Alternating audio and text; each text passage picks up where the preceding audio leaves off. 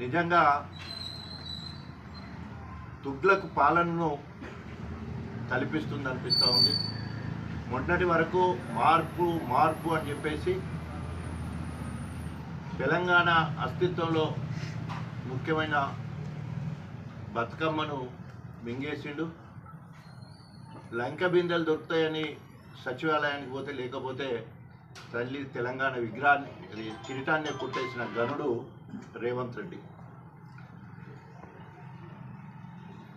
formula ఈ race అంటే federation of motor sports